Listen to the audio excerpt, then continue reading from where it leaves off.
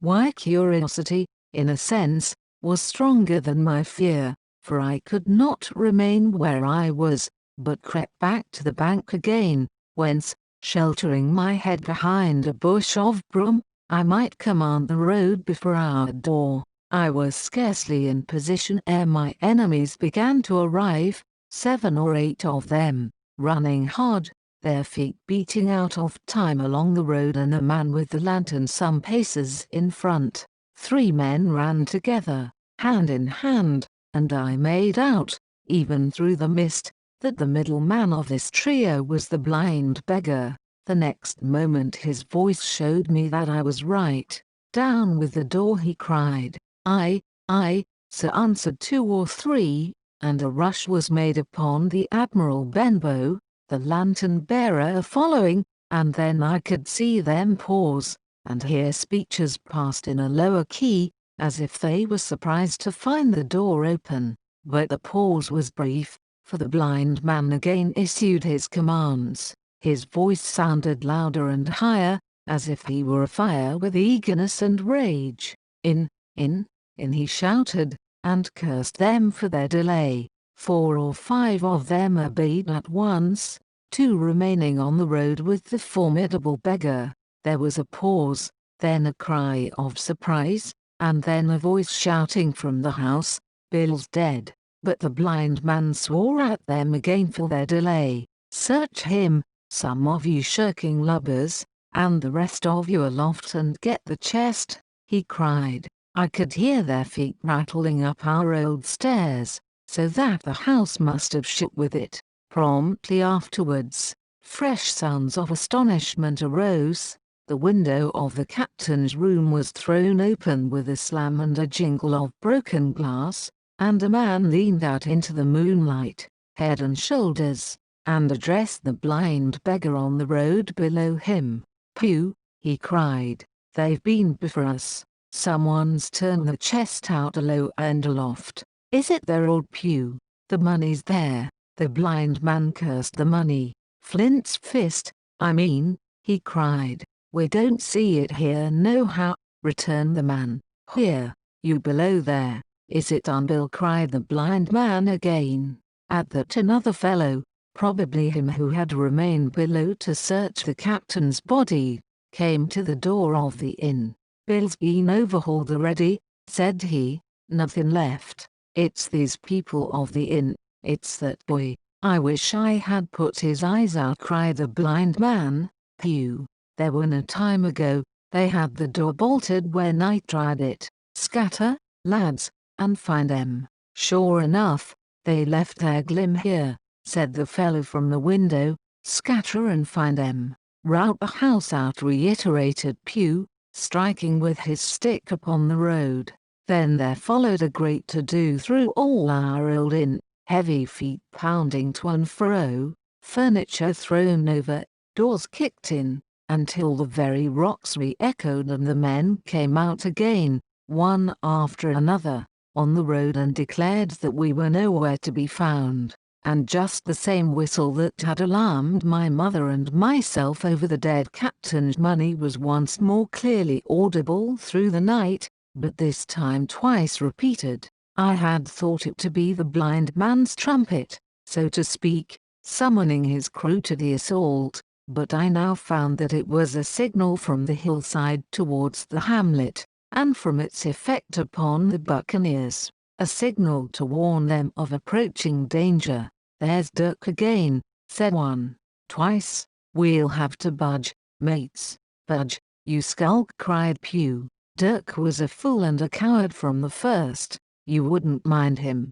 They must be close by. They can't be far. You have your hands on it. Scatter and look for them, dogs." "Oh, shiver my soul," he cried, "if I had eyes."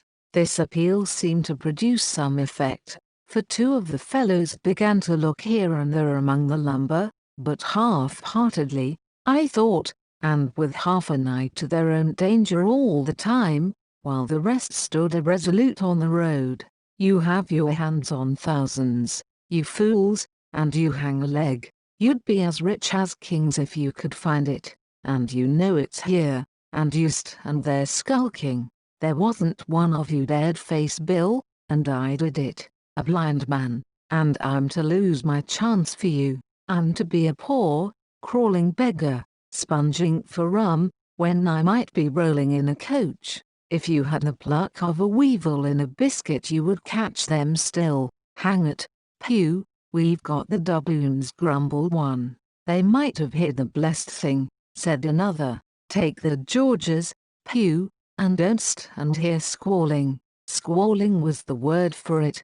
Pew's anger rose so high at these objections till at last, his passion completely taking the upper hand, he struck at them right and left in his blindness, and his stick sounded heavily on more than 1,065 meters. These, in their turn, cursed back at the blind miscreant, threatened him in horrid terms, and tried in vain to catch the stick and wrest it from his grasp. This quarrel was the saving of us, for while it was still raging, another sound came from the top of the hill on the side of the hamlet, the tramp of horses galloping. Almost at the same time a pistol shot, flash and report, came from the hedge side, and that was plainly the last signal of danger, for the buccaneers turned at once and ran, separating in every direction, one seaward along the cove, one slant across the hill, and so on, so that in half a minute not a sign of them remained but Pew. Him they had deserted, whether in sheer panic or out of revenge for his ill words and blows I know not, but there he remained behind, tapping up and down the road in a frenzy, and groping and calling for his comrades. Finally he took a wrong turn and ran a few steps past me, towards the hamlet, crying, "Johnny, Black Dog, Dirk," and other names. "You won't leave old Pew, mates, not old Pew." Just then the noise of horses topped the rise, and 4 or 5 riders came in sight in the moonlight and swept at full gallop down the slope. At this Pew saw his error, turned with a scream, and ran straight for the ditch, into which he rolled. But he was on his feet again in a second and made another dash, now utterly bewildered, right under the nearest of the coming horses. The rider tried to save him, but in vain. Down went Pew with a cry that rang high into the night, and the 4 hoofs trampled and spurned him and passed by. He fell on his side, then gently collapsed upon his face and moved no more. I leaped to my feet and hailed the riders. They were pulling up, at any rate, horrified at the accident, and I soon saw what they were. One, tailing out behind the rest, was a lad that had gone from the hamlet to Dr. Livesey's. The rest were revenue officers, whom he had met by the way, and with whom he had had the intelligence to return at once. Some news of the lugger in Kit's Hole had found its way to Supervisor Downes and set him forth that night in our direction, and to that circumstance my mother and I owed our preservation from death. Pew was dead, stone dead. As for my mother, when we had carried her up to the hamlet, a little cold water and salts and that soon brought her back again, and she was none the worse for her terror, though she still continued to deplore the balance of the money. In the meantime the supervisor rode on, as fast as he could, to Kit's Hole, but his men had to dismount and grope down the dingle, leading, and sometimes supporting, their horses, and in continual fear of ambushes. So it was no great matter for surprise that when they got down to the hole the lugger was already under way, though still close in. He hailed her, a voice replied, telling him to keep out of the moonlight or he would get some lead in him, and at the same time a bullet whistled close by his arm. Soon after, the lugger doubled the point and disappeared. Mr. Dance stood there, as he said, like a fish out of water, and all he could do was to dispatch a man to warn the cutter, and that, said he, is just about as good as nothing. They've got off clean, and there's an end. Only, he added, I'm glad I trod on Master Pew's corns, for by this time he had heard my story. I went back with him to the Admiral Benbow, and you cannot imagine a house in such a state of smash. The very clock had been thrown down by these fellows in their furious hunt after my mother and myself, and though nothing had actually been taken away except the captain's money bag and a little silver from the till, I could see at once that we were ruined.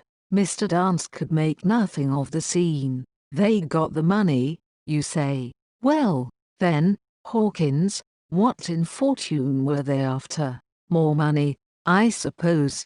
No, sir, not money, I think, replied I. In fact, sir, I believe I have the thing in my breast pocket, and to tell you the truth, I should like to get it put in safety. To be sure, boy, quite right, said he. I'll take it, if you like. I thought perhaps Dr. Livesey, I began. Perfectly right, he interrupted very cheerily, perfectly right, a gentleman and a magistrate, and, now I come to think of it, I might as well ride round there myself and report to him or Squire. Master Pew's dead, when all's done, not that I regret it, but he's dead, you see, and people will make it out against an officer of His Majesty's revenue, if make it out they can. Now, I'll tell you, Hawkins, if you like, I'll take you along.